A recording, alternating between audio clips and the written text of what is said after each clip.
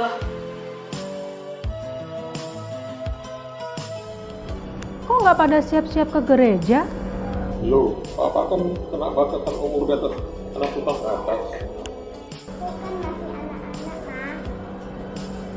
Loh, kan papa mama jemaat senior yang sehat. Oh, kamu lupa ya siapa saja yang boleh ibadah di gereja? Emang gereja kita lagi siap-siap ibadah di gereja ya? Ya lagi persiapan sih.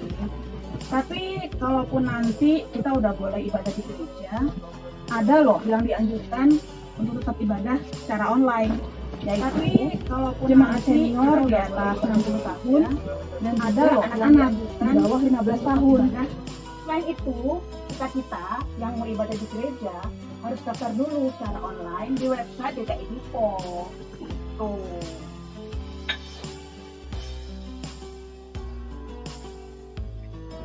Kita memang senior yang sehat. Tabita juga sehat. Tapi supaya tidak tertular COVID-19, sebaiknya kita ibadah di rumah saja. Ibadah online atau onsite sama saja. Ibadah itu kan untuk mempermuliakan Tuhan. Bila saatnya tiba bagi kita untuk kembali beribadah di gedung gereja, para jemaat senior yang berusia 60 tahun ke atas, anak-anak yang berusia 15 tahun ke bawah, dan bagi siapapun yang memiliki komorbid atau riwayat penyakit sebelumnya seperti hipertensi, sakit jantung, diabetes, dan lain sebagainya, maka dianjurkan untuk ikut ibadah online di rumah masing-masing. Walaupun di rumah saja, tapi tetap ibadah ya. Tuhan Yesus memberkati.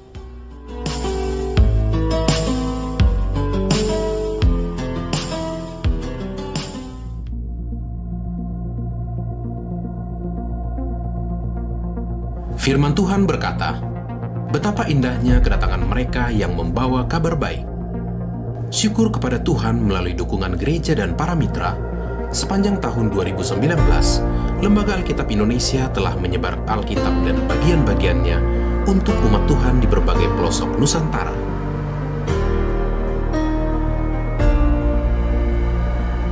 Saya ini orang buta tidak sekolah, tapi kerinduan saya ini saya punya senjata. Terus terima dengan dua tangan, saya terima berkat besar. Saya senang.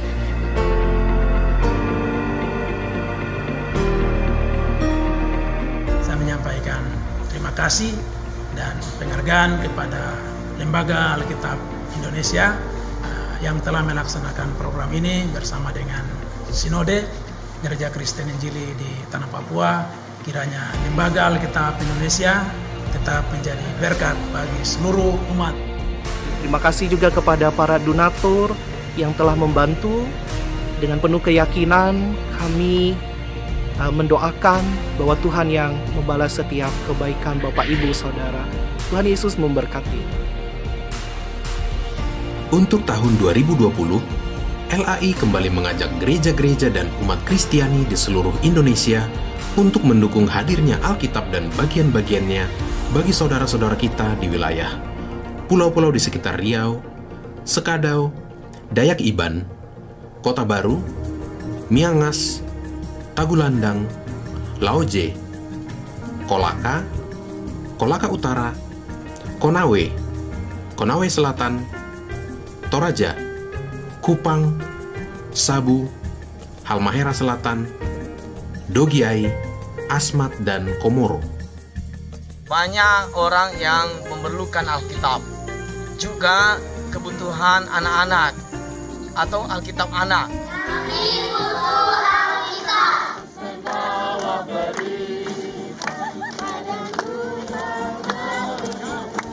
Saya mengajak para sahabat dan donatur semuanya dari seluruh Indonesia untuk menyisihkan berkat yang Tuhan sudah berikan kepada kita, sehingga Lembaga Alkitab Indonesia boleh terus melaksanakan program yang sangat menarik ini, yaitu Satu Dalam Kasih.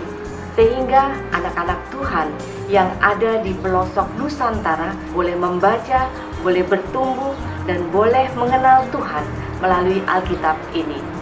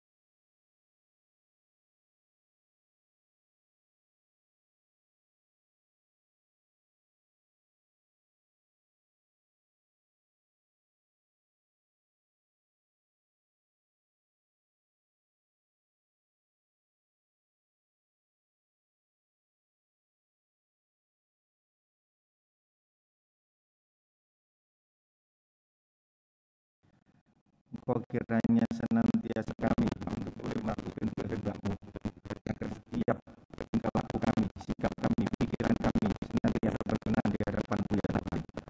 Kiranya Engkau ampuni kesalahan-kesalahan kami ini. Amin. Mari kita sambut berita duka. Berbahagialah setiap orang yang tidak mengeraskan hati dalam dosa, namun mau membuka diri kepada rahmat Allah. Dengarkanlah firman-Nya dalam Yesaya pasal yang pertama ayat 18-19. Marilah kita berbicara firman Tuhan. Sekalipun dosamu merah seperti kimisi, akan menjadi putih seperti salju. Sekalipun berwarna merah seperti ikan kesumba, akan menjadi putih seperti bulu domba. Jika kamu menurut dan mau mendengar, maka kamu akan memakan.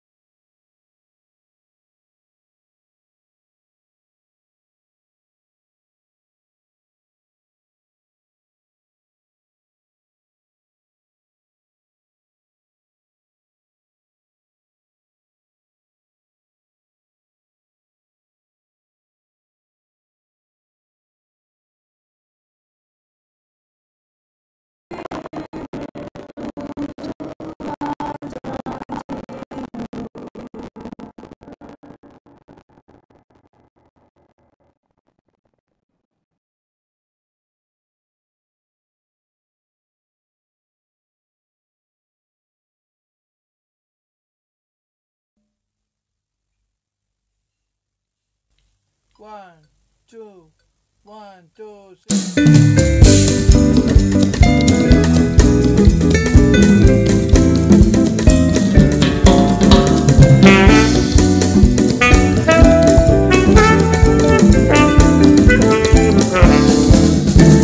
Hai seluruh manusia di dunia, hai sambutlah kerajaan Allahmu.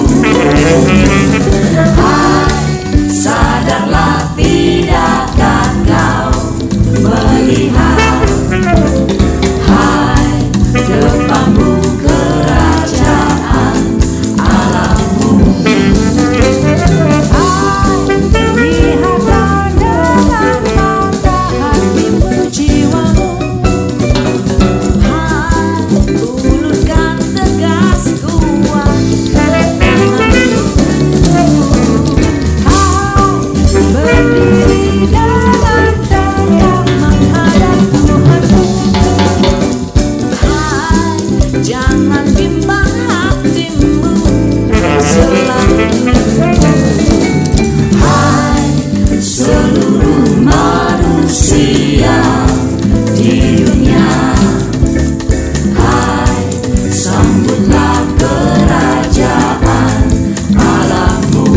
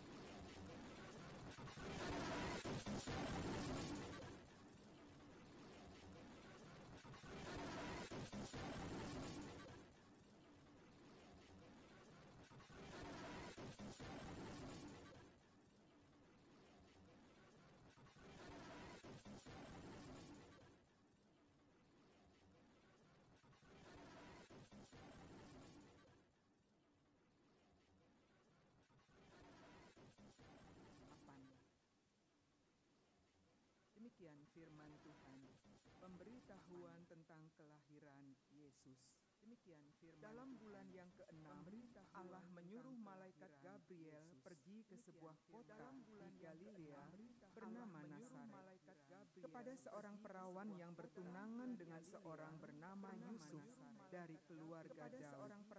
Nama perempuan perawan itu Maria dari keluarga Daud. Nama perempuan perawan itu Maria dari keluarga Daud. Nama perempuan perawan itu Maria menyertai engkau. Maria terkejut mendengar perkataan itu, lalu bertanya di dalam hatinya, apakah arti salam itu? Lalu bertanya di dalam itu kepadanya, jangan takut hai Maria, sebab engkau beroleh kasih karunia di hadapan Allah. Sesungguhnya engkau akan mengandung dan akan melahirkan seorang anak laki-laki. Dan hendaklah engkau menamai dia seorang anak laki. Ia akan menjadi besar dan akan disebut anak Allah yang Maha Tinggi. Dan Tuhan Allah akan mengaruniakan kepadanya tahta Daud bapa leluhurnya. Ia akan menjadi raja atas kaum keturunan Yakub sampai selama-lamanya. Dan kerajaannya kaum keturunan Yakub sampai selama-lamanya. Dan kerajaannya kaum keturunan Bagaimana hal itu mungkin sampai selama-lamanya? Dan kerajaannya kaum keturunan Bagaimana hal itu mungkin sampai selama-lamanya? Dan kerajaan atasmu dan kuasa Allah yang Maha Tinggi akan menaungi engkau atasmu. Sebab itu dan anak yang Allah yang kau lahirkan itu akan disebut kudus, anak Allah. Dan sesungguhnya Elisabet sanakmu itu, ia pun sedang mengandung seorang anak laki-laki pada hari tuanya. Dan inilah bulan yang ke-6 bagi dia yang disebut mandul itu. Sebab bagi Allah tidak ada yang mustahil. Kata Maria, sesungguhnya aku ini adalah hamba Tuhan. Jadilah padaku menurut perkataanmu itu. Lalu malaikat itu meninggalkan dia. Bapak Ibu, demikianlah Injil Yesus Kristus. Yang berbahagia ialah mereka yang mendengarkan firman Tuhan dan yang memeliharanya. Maranatha. Maranatha, Maranatha.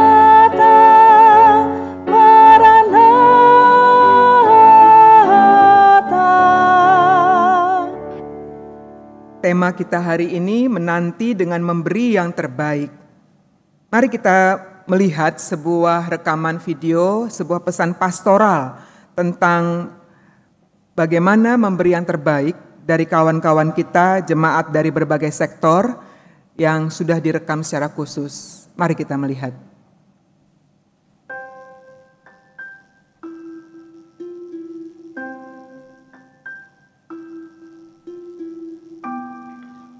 Kelahiran Tuhan Yesus ke dunia ini merupakan wujud nyata besarnya kasih Allah kepada dunia. Bila Allah telah memberikan yang terbaik bagi kita umat manusia, persembahan terbaik apa yang bisa kita berikan kepadanya? Mempersembahkan yang terbaik bagi Tuhan bukanlah hak, namun sudah menjadi kewajiban kita sebagai umat-Nya. Semata-mata karena Tuhan yang telah terlebih dulu menganugerahkan persembahan terbaik-Nya bagi kita. Apapun yang kamu perbuat, perbuatlah sebagai persembahan yang paling baik bagi Tuhan Allah, bukan untuk manusia. Karena Tuhan Allah yang paling layak menerima yang terbaik dari umat-Nya. Bagi Tuhan, jangan dimaknai sebagai upeti yang harus kita berikan.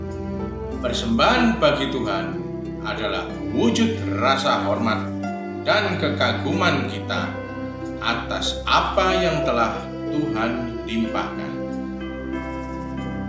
Sebesar apapun persembahan yang kita berikan kepada Tuhan, bahkan yang menurut kita sudah terbaik sekalipun, tidak akan bisa menembus kesempurnaan ciptaan Allah yang tersebar dan dipercayakan kepada kita, manusia.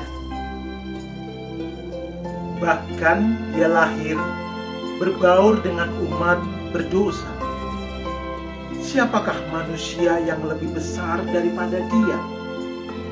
Siapakah yang terbesar dan tak berkesudahan memberikan untuk menyelamatkan dunia?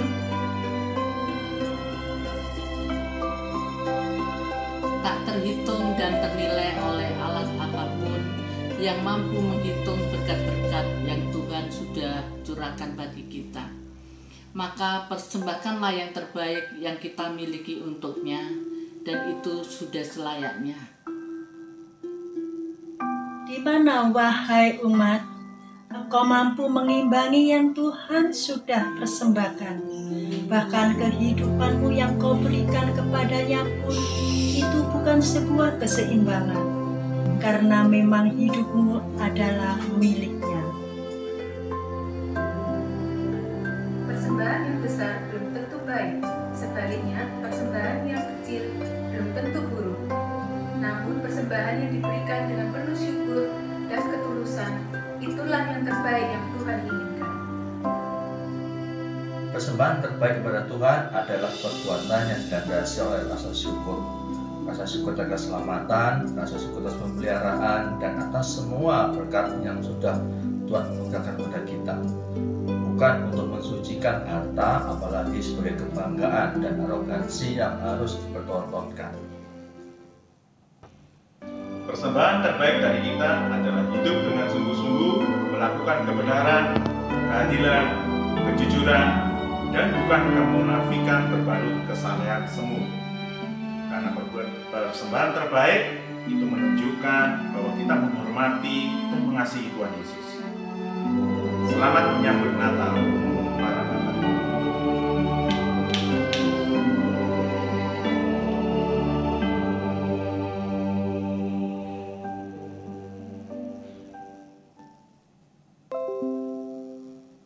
Bapak Ibu Saudara sekalian, apa yang tadi telah kita dengar dari kawan-kawan dari Komisi Sektor dan jemaat dari berbagai sektor sebenarnya sudah merangkum isi khotbah saya. Sudah selesai khotbahnya. Ya, itulah refleksi yang bisa kita ambil sebagai umat Allah, meresponi anugerah hidup yang Tuhan sudah berikan melalui kedatangan Yesus ke dalam dunia ini. Hari ini kita diajak untuk melihat sebuah kisah yang mendahului kedatangan Yesus.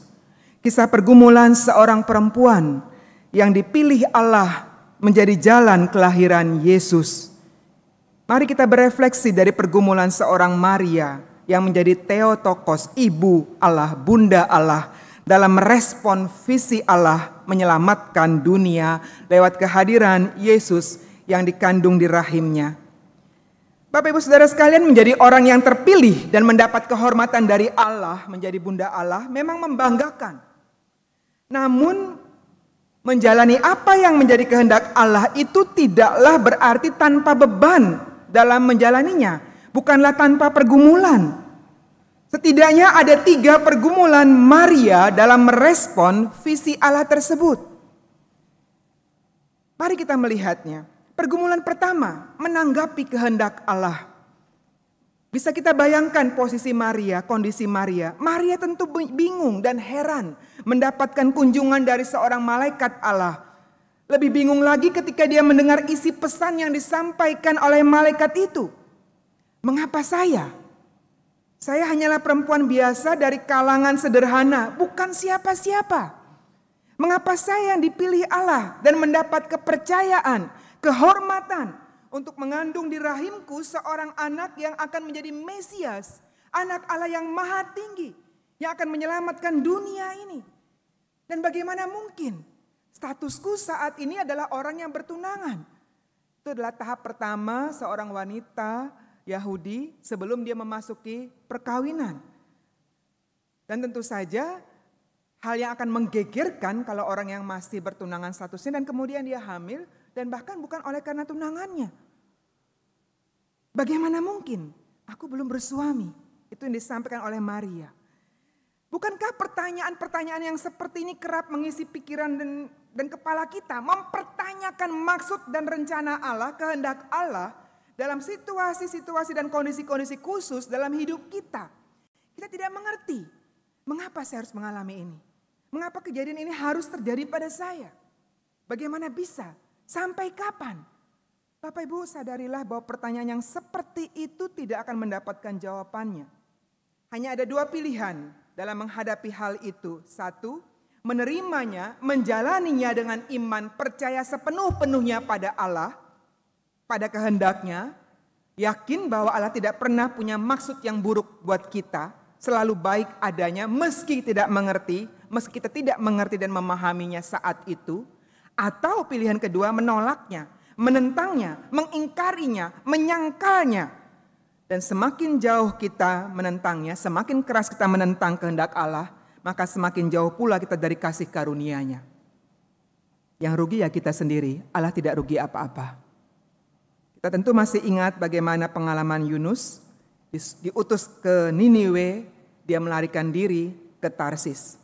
Semakin keras pula yang hantaman yang harus dihadapi oleh Yunus untuk menyadarkannya kembali pada kehendak Allah. Pergumulan yang kedua, menanggapi kehendak pihak lain. Siapa pihak lain itu? Yusuf yang pasti tunangannya, keluarganya, para saksi yang menyaksikan pertunangannya, tetangga, kerabat, sahabat, masyarakat yang mengenalnya. Bagaimana dia bisa menghadapi mereka? Dapatkah mereka itu menerima kehamilannya oleh karena anugerah atau karya Roh Kudus di rahimnya, yang meminjam rahimnya sebagai kelahiran Mesias? Dapatkah mereka percaya begitu saja dan tidak melakukan hal yang buruk terhadapnya sesuai dengan hukum-hukum dan aturan agama dan budaya dan tradisi mereka? Bukankah menjalani kehendak Allah itu memang kerap memperhadapkan kita dengan resiko seperti yang Maria hadapi? Dicurigai, dituduh, dihakimi, dihina, direndahkan, dipermalukan. Pertanyaannya, siapkah kita? Tak sedikit orang kemudian memilih jalan yang aman, menjual harga dirinya, menjual imannya, demi menghindari hal-hal yang berat dan buruk bagi nama baiknya, demi mengamankan posisinya, jabatannya, demi mempertahankan gengsinya atau kesenangan dan kenyamanannya. Tapi tahukah saudara, bila itu yang dilakukan sesungguhnya ia telah kehilangan masa depan yang sejati. Sebab masa depan sejati hanya ada di dalam Tuhan. Hanya ada di dalam jalan dan kehendaknya yang mau kita lewati. Kita ingat tentunya pesan Tuhan dalam Matius 10 ayat 32-33, Yesus mengatakan, setiap orang yang mengakui aku di depan manusia, maka aku juga akan mengakuinya di depan Bapa-Ku yang di sorga. Tetapi barang siapa menyangkalku di depan manusia, aku juga akan menyangkalnya di depan Bapa-Ku yang di sorga. Bukankah mengakui dia itu berarti mengakui dan melakukan seluruh kehendaknya, perintahnya, ajarannya, mengambil gaya hidupnya, teladannya, dan menjalankannya dalam hidup kita. Pengakuan bukan cuma sebatas kata-kata atau sebuah status bahwa saya anggota gereja A, anggota gereja B, sudah dibaptis di gereja sini atau di gereja situ. Tapi sebuah persembahan hidup, sebuah sikap hidup yang mengakui kehendak Allah, menaatinya, melakukannya. Barang siapa mengakui aku di depan manusia, aku juga akan mengakuinya di hadapan Bapa-Ku yang di sorga. Maria memberi sebuah teladan iman yang luar biasa. Ia siap menjalani rancangan dan kehendak Allah meski nyawa dan kehormatannya taruhannya. Maria dapat melakukannya karena ia percaya sepenuh-penuhnya pada Allah dan dia berserah seutuhnya pada pemeliharaan Allah. Dia tahu resiko bagi nyawanya. Tapi dia mengambil resiko itu dan terus menjalankan kehendak Allah. Pergumulan yang ketiga, menanggapi keinginan diri sendiri. Sebagai seorang perempuan yang sudah bertunangan, Maria seperti perempuan kebanyakan yang sudah bertunangan dan akan menikah tentu punya mimpi. Mimpi-mimpi indah bagaimana dia berharap dari pernikahannya kelak dia akan mendapatkan keturunan, buah cinta kasihnya dengan suaminya. Tapi kini dia diperhadapkan dengan pilihan. Memberi rahimnya bagi karya Roh Allah sebagai tempat Mesias yang akan datang ke dunia dengan misi yang mulia. Ataukah menolaknya demi impian pribadinya, memiliki anak dengan Yusuf, buah pernikahannya kelak. Sebuah pergumulan yang jauh lebih berat tampaknya bagi Maria, karena pilihannya adalah keinginanku dan keinginan Allah. Bukankah pada dasarnya kita manusia ini kerap menjadikan keinginan kita sebagai prioritas utama dan tujuan utama dari hidup kita? Bahkan jangan lupa kisah Petrus, murid Yesus yang sangat loyal pada Yesus, pernah gagal menempatkan kehendak Allah sebagai prioritas utama dalam hidupnya. Ketika dia tidak setuju, Yesus menuju Yerusalem dan akan mati di sana oleh lawan-lawannya. Tuhan, sekali-kali itu tidak terjadi padamu. Seakan-akan dia membela Yesus. Tapi apa yang Yesus lakukan? Yesus katakan dengan keras, Yesus menegur Petrus. Enyahlah iblis. Engkau suatu batu sandungan bagiku, sebab engkau bukan memikirkan apa yang dipikirkan Allah, melainkan apa yang dipikirkan manusia. Pada akhirnya Maria bisa mengambil sebuah sikap iman. Karena malaikat menuntunnya, mari lihat visi Allah yang lebih besar dan lebih luas dari sekadar mimpimu dan keinginanmu sebagai manusia secara pribadi. Benar, betul manusia bisa punya keinginan. Tapi dalam imanmu kepada Allah, belajarlah meletakkan keinginanmu di bawah kehendaknya. Bahwa Mesias akan datang melalui rahimnya. Dan dia yang akan datang itu akan membawa keselamatan bagi umat manusia. Dia akan datang membawa damai sejahtera bagi kehidupan di dunia ini. Bapak Ibu, di titik inilah Maria kemudian menjawab dengan tegas dan menyatakan imannya. Sesungguhnya aku ini hamba Tuhan. Jadilah padaku menurut perkataanmu itu. Jawaban ini menunjukkan pilihan Maria. Dia mempersilahkan rencana dan kehendak Allah terjadi di dalam dirinya melalui hidupnya. Meski untuk itu dia harus memberikan apa yang paling berharga dalam dirinya sebagai seorang perempuan, yaitu rahimnya. Rahim itu ia persembahkan bukan untuk Yusuf sang tunangan, melainkan untuk kuasa Roh Kudus yang akan berkarya menghadirkan kehidupan sang bayi Yesus demi menyelamatkan umat manusia dari kebinasaan maut kekal. Bapak Ibu, hari ini kita belajar sebuah pesan yang penting dari seorang tokoh Maria, perempuan muda yang beriman dengan tulus, sederhana, dan rendah hati, melepaskan mimpinya, keinginannya, dan menjalani kehendak Allah. Rela berhadapan dengan resiko, tuntutan moral dari tunangannya, kaum keluarga, sahabat, masyarakat luas, demi mempersilahkan rancangan dan kehendak Allah terjadi dalam kehidupan ini. Maria mempersilahkan dan memprioritaskan rancangan dan kehendak Allah terjadi dalam kehidupannya. Ia memprioritaskan visi Allah ketimbang visi pribadinya. Dan ini sebuah sikap iman yang bisa menjadi contoh bagi kita semua selaku umat Tuhan. Mari kita renungkan, seberapa sering kita menempatkan Allah dan kehendaknya sebagai prioritas utama dalam hidup kita. Sudahkah kita melepas ego diri kita, gengsi kita, mimpi dan keinginan diri kita demi kepentingannya lebih besar, demi kepentingan orang banyak, atau demi tegaknya kebenaran dan keadilan Allah dalam kehidupan ini? Siapapun kita, maka sesungguhnya apa yang kita lakukan selaras dengan kehendak Allah akan menjadi karya Allah yang memberkati kehidupan. Sebaliknya, berapapun besar atau gigihnya kita mengejar atau memprioritaskan keinginan dan kepentingan kita sendiri, ego diri kita, gengsi kita, kehormatan, kesenangan dan sanjungan dunia yang kita kejar, maka semakin tak berarti pula dan tak berharga semua itu di hadapan Allah. Saudara, hidup di dunia ini hanya sementara, tak ada bekal yang bisa kita bawa ketika kita nanti pulang kembali pada Sang Pencipta.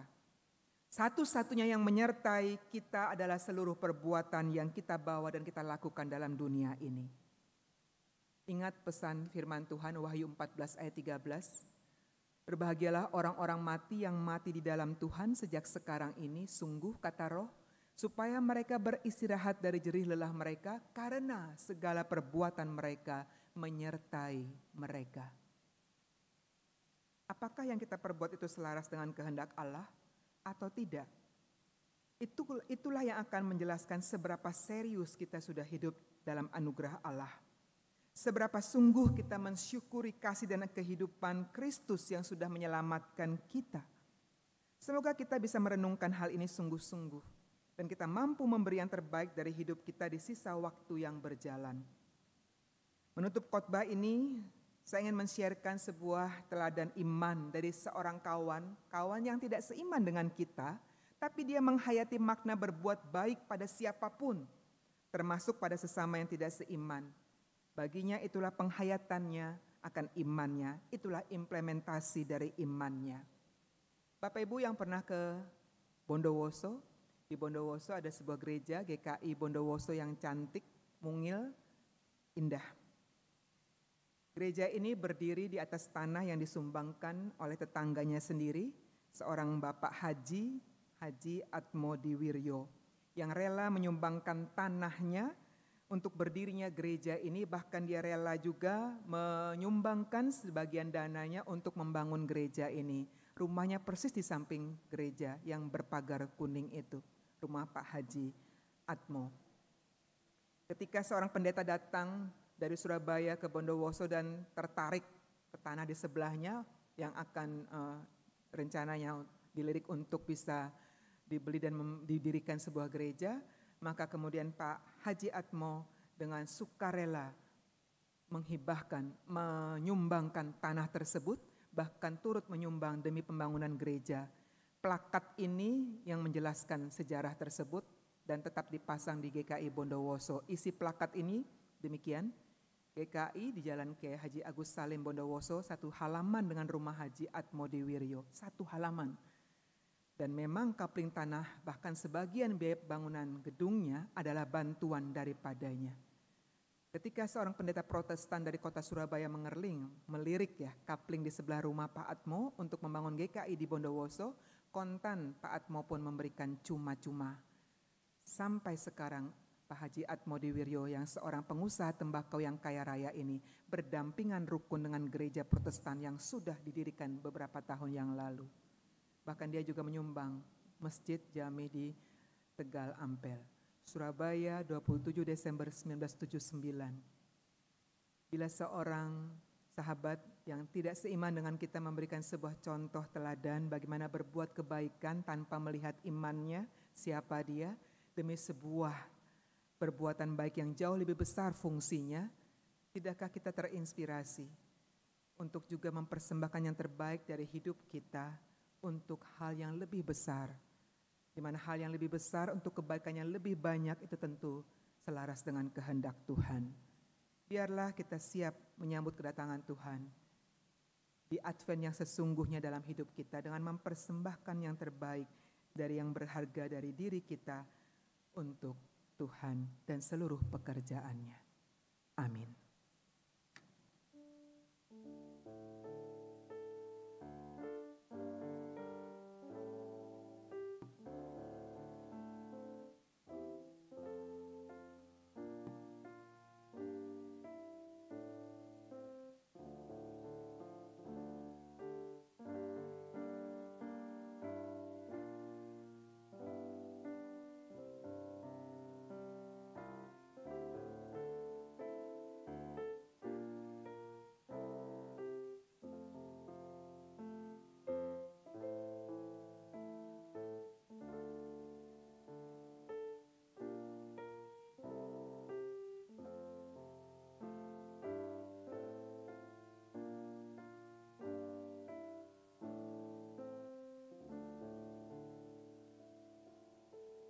Persembahan pujian dari tim musik Sonak Sapura.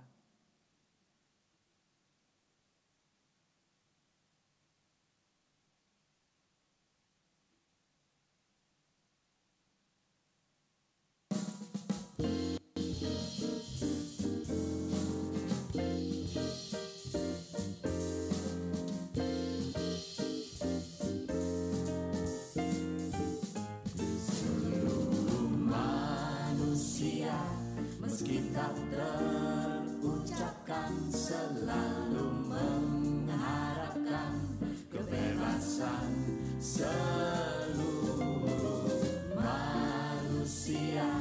Meski tak terucapkan, sudah bosan derita ditanggungnya.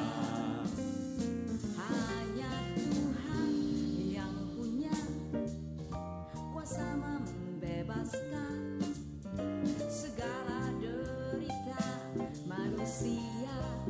Hai manusia, dunia sudah hadir bagimu, Kristus Yesus pembebas deritamu.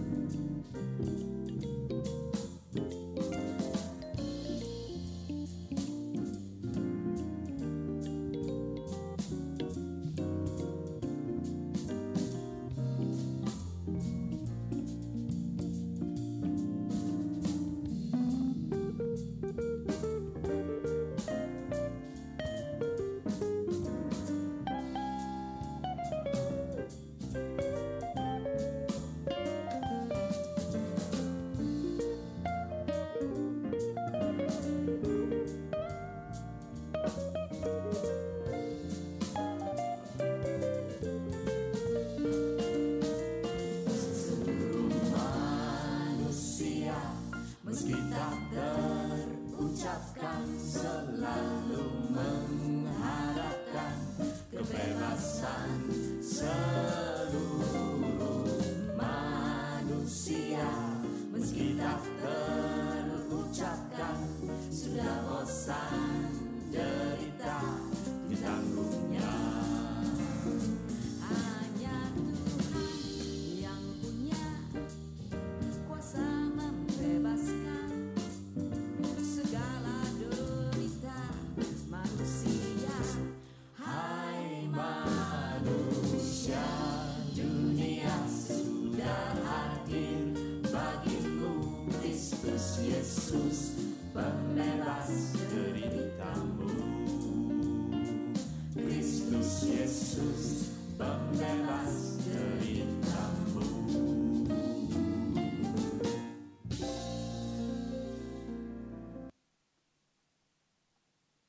Jemaat dimohon untuk bangkit berdiri.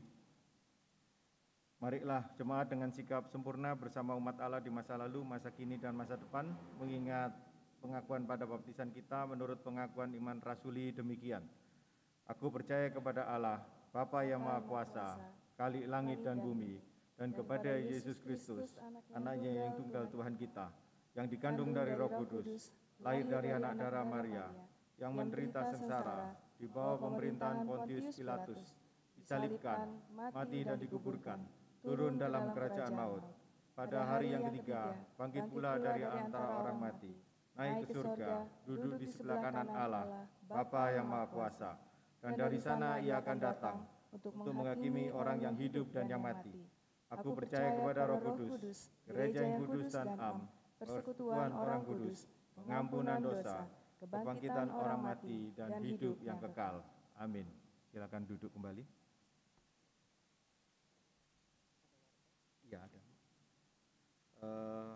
Kami mohon perhatian jemaat sejenak untuk warta lisan berikut ini. Kebaktian malam Natal, tutup tahun, dan awal tahun diadakan secara daring, online, melalui channel YouTube GKI Diponegoro, Surabaya. Yang pertama, kebaktian malam Natal pada hari Kamis, 24 Desember 2020 pukul 6 sore. Jemaat dimohon dapat menyiapkan lilin secara mandiri untuk dinyalakan saat ibadah daring malam Natal. 2. Kebaktian Natal pada hari Jumat 25 Desember 2020 pukul 9 pagi. 3. Kebaktian tutup tahun pada hari Kamis 31 Desember 2020 pukul 6 sore. 4. Kebaktian awal tahun pada hari Jumat 1 Januari 2021 pukul 9 pagi. Dimohon jemaat dapat beribadah di rumah masing-masing. Demikian warta lisan ini, dan atas perhatian seluruh jemaat kami mengucapkan terima kasih. Ada satu tambahan Bapak Ibu jemaat, kami mohon maaf karena di awal ibadah tadi ada gangguan suara, sehingga setelah ibadah live streaming ini rekamannya akan ditayangkan ulang di channel YouTube. Terima kasih. Kita masuki doa syafaat dan diakhiri nantinya dengan mengucapkan doa Bapa kami. Mari berdoa.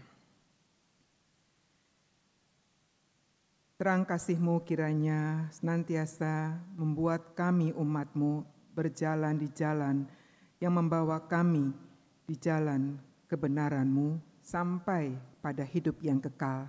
Mampukan kami Tuhan berteguh hati melewati dan menjalani kehidupan kami, memperjuangkan kebenaran-Mu, kehendak-Mu, dan kiranya kuat dalam melakukan dan mengerjakan karya dan pekerjaan-pekerjaan Tuhan yang dipercayakan kepada setiap kami. Kiranya setiap kami umat-Mu menghayatinya sebagai sebuah kesempatan mempersembahkan yang terbaik untuk Tuhan lewat hidup kami. Tuhan, berkenanlah Engkau kiranya memberkati seluruh jemaat-Mu pribadi lepas pribadi.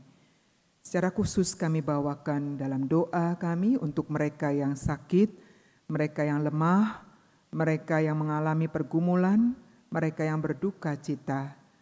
Tangan kasih-Mu kiranya memberikan kekuatan, pemulihan, peneguhan, penghiburan.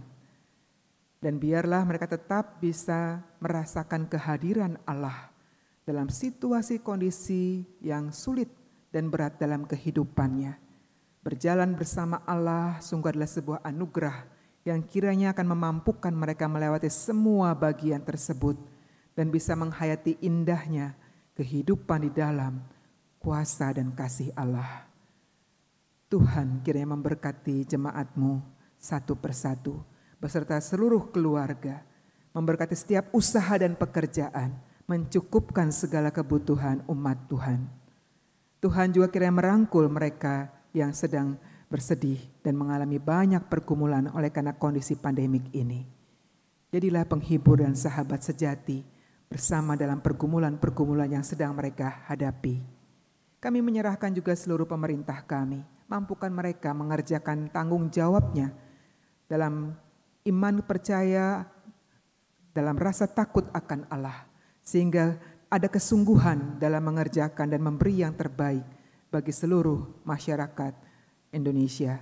Dan mampukan mereka juga untuk bisa mengatasi resesi ekonomi oleh karena pandemik ini dan berusaha untuk bisa membagikan vaksin bagi seluruh rakyat Indonesia sehingga kami semua bisa melewati masa-masa pandemik ini dan bisa melanjutkan kehidupan kembali secara normal. Kami mempercayakan semua pergumulan kehidupan bangsa kami ini, Tuhan campur tangan di dalamnya dan menolong kami. Kami serahkan juga kehidupan gereja-Mu, biarlah Tuhan juga tetap memberikan roh Tuhan yang terus meneguhkan dan memakai gereja untuk terus menyuarakan kebenaran, kasih dan keadilan Tuhan, menguatkan umat Tuhan, memberitakan dan menghadirkan damai sejahtera, Injil sukacita di tengah-tengah kehidupan yang diwarnai berbagai pergulatan dan pergumulan dalam kehidupan ini. Secara khusus kami mohon juga pertolongan Tuhan dalam upaya kami akan mempersiapkan dan melaksanakan ibadah perayaan Natal tanggal 24 Desember, 25 Desember, bahkan ibadah akhir tahun dan awal tahun. Kiranya semua dapat berjalan dengan lancar, dengan aman, karena tangan Tuhan yang melindungi dan menyelamatkan seluruh umat Tuhan. Ya Allah, inilah semua syafaat yang kami naikkan dan bawa ke hadirat-Mu dalam pengasihan Kristus yang mengajar kami berdoa bersama. Bapa kami yang di sorga, dikuduskanlah nama-Mu, datanglah kerajaan-Mu, jadilah kehendak-Mu di bumi seperti di sorga.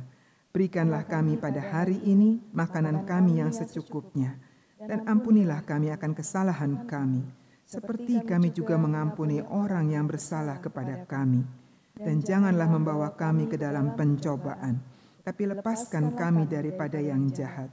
Karena Engkaulah yang mempunyai kerajaan, dan kuasa, dan kemuliaan sampai selama-lamanya. Amin. Mari jemaat kita mengucapkan syukur atas kemurahan Allah melalui persembahan yang kita kumpulkan bersama. Marilah kita mengingat sabda Tuhan dalam Roma pasal ke-12 ayat yang pertama yang berbunyi demikian. Karena itu saudara-saudara, demi kemurahan Allah, aku menasihatkan kamu supaya kamu mempersembahkan tubuhmu sebagai persembahan yang hidup, yang kudus dan yang berkenan kepada Allah. Itu adalah ibadahmu yang sejati. Persembahan syukur dapat kita sampaikan melalui transfer ke rekening gereja atau aplikasi dompet digital scan QR. Yang terdapat QR code-nya di bangku kita masing-masing, serta dapat juga melalui kotak persembahan yang ada di gereja. Jemaat juga diberi kesempatan untuk memberikan persembahan syukur Natal dengan menambahkan angka Rp8 di belakang sebagai kode persembahan syukur Natal, atau dapat juga dimasukkan dalam kotak persembahan yang ada di gereja.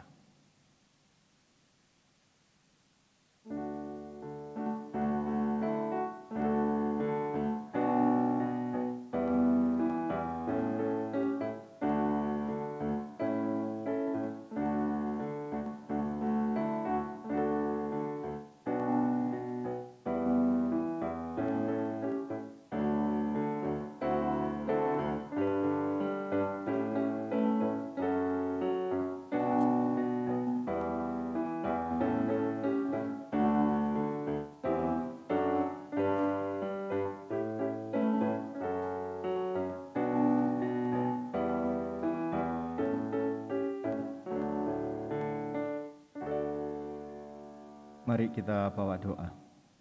Bapa yang dalam surga, Tuhan, kami bersyukur atas berkat-berkat yang Kau telah berikan kepada kami sepanjang sampai dengan saat ini ya Tuhan, baik itu yang material maupun yang material. Saat ini kami sudah sisihkan sebagian berkat yang Kau telah berikan, kiranya berkat ini boleh dikelola dengan baik oleh majelis jemaat dengan hikmat yang dari Engkau untuk boleh dipakai untuk kemuliaan-Mu saja.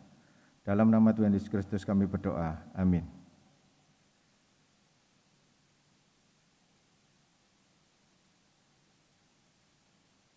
Saudara, Tuhan memanggil kita untuk berbuah dalam kehidupan nyata. Tuhan menghendaki kita untuk tinggal di dalamnya. Ajarlah kami untuk taat dan setia ya Tuhan. Mari kita nyatakan kesediaan kita untuk menjadi murid-Nya.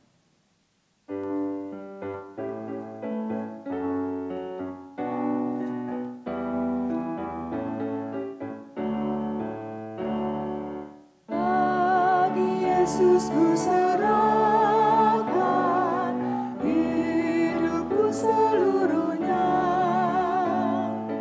hati dan perbuatanku pun waktuku miliknya. Bagi Yesus semuanya pun waktuku miliknya. Semuanya pun waktuku miliknya. Saudara, arahkanlah hatimu kepada Tuhan. Pulanglah dengan damai sejahtera Tuhan. Berikanlah yang terbaik dalam hidupmu. Terimalah berkat-Nya. Kasih karunia Tuhan Yesus Kristus, kasih Allah Bapa, serta persekutuan Roh Kudus menyertai saudara-saudara hari ini dan kekal selama-lamanya. Amin.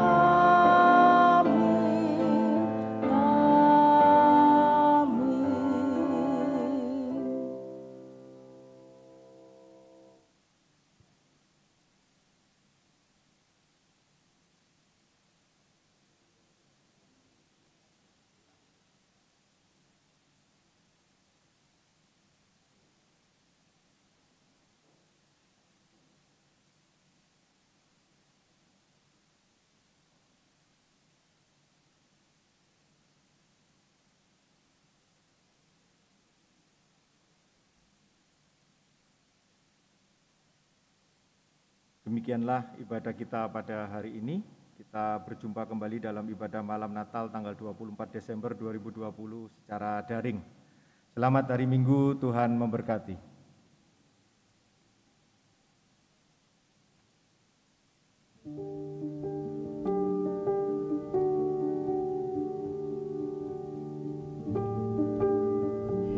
Keluarga GKI Dipo, saat ini kita sedang mempersiapkan segala sesuatu untuk kembali beribadah di gedung gereja.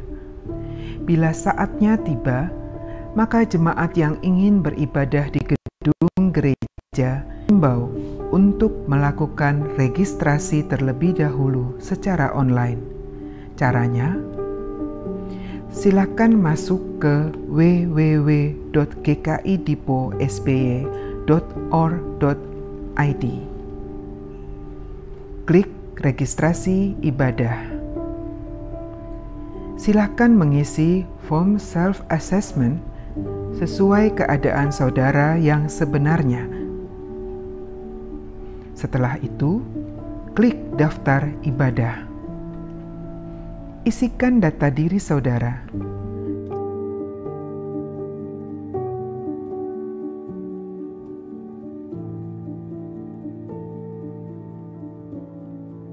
Jangan lupa pilih jadwal kebaktian ya. Beri tanda centang pada bagian syarat dan ketentuan. Lalu, klik pilih kursi.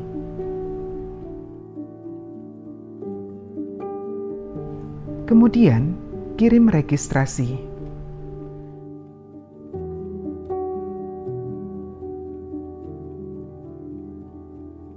Setelah itu, saudara akan menerima barcode registrasi yang sudah dikirimkan ke email saudara.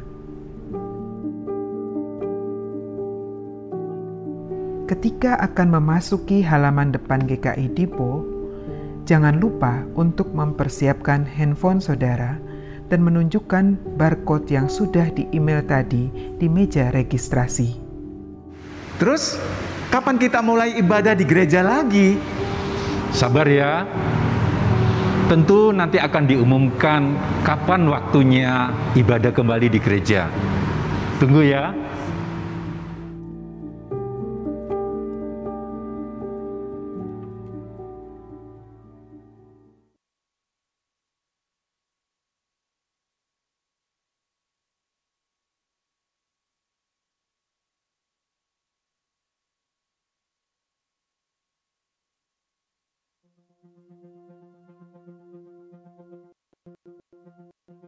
Shalom keluarga Dipo, apa kabar? Kami sangat rindu untuk berjumpa kembali dengan saudara sekalian. Dapat kembali beribadah di gedung gereja GKI Dipo tentu menjadi harapan dan doa kita bersama. Selama beberapa waktu ini, kami sudah mempersiapkan beberapa hal untuk menyambut saudara di gereja kita tercinta. Karena itu, mari kita memperhatikan beberapa hal berikut. Pertama-tama, pastikan Anda sudah melakukan registrasi online di website GKI Dipo sebelumnya. Memasuki area gedung gereja, saudara dipersilahkan untuk mencuci tangan. Setelah itu, petugas akan mengukur suhu tubuh Anda. Bagi saudara yang sudah melakukan registrasi online, segera persiapkan gadget saudara dan tunjukkan QR kode registrasi kepada petugas. Dan bagi saudara yang belum melakukan registrasi online, harap persiapkan kartu identitas saudara untuk dipindai dan data diri saudara akan dicatat oleh petugas. Perhatikan nomor kursi saudara dan masuklah melalui pintu sesuai petunjuk yang tersedia. Amplop persembahan bisa dimasukkan di kotak-kotak yang tersedia di setiap pintu. Duduklah sesuai nomor kursi saudara dan jangan berpindah atau bertukar tempat. Sepanjang ibadah berlangsung, tetaplah memakai masker dan atau face shield saudara. Nah, keluarga Dipo, kiranya kita dapat mempersiapkan diri dengan baik. bila tiba saatnya untuk kita kembali beribadah di GKI Dipo. Sampai jumpa kembali. Tuhan Yesus memberkati.